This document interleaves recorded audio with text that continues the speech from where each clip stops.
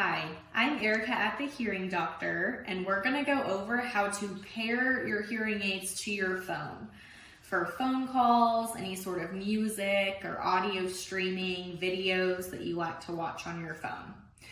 So the first thing you need to do is go to your settings and make sure that Bluetooth is turned on. So you'll slide a tab over to the right, and that will make the tab green, and that turns your Bluetooth on.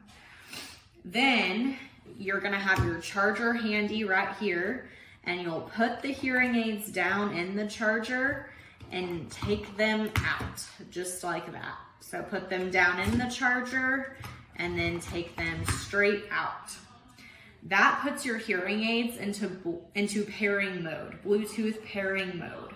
And once they're in pairing mode, you'll see one of your hearing aids will come up on the list available to pair.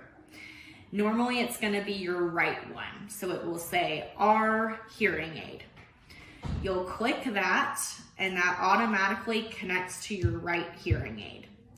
The reason is the Bluetooth antenna is usually on that right side. So the right one will stream it over to the left automatically.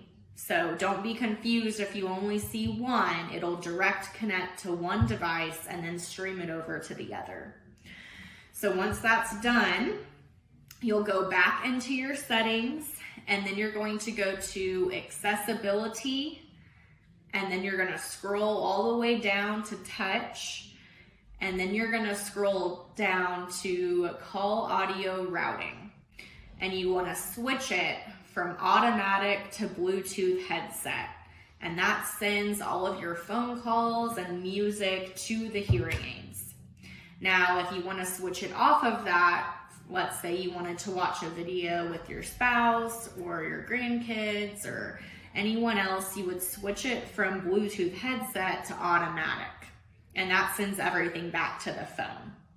So automatic is for the phone, and then Bluetooth headset is for the hearing aids.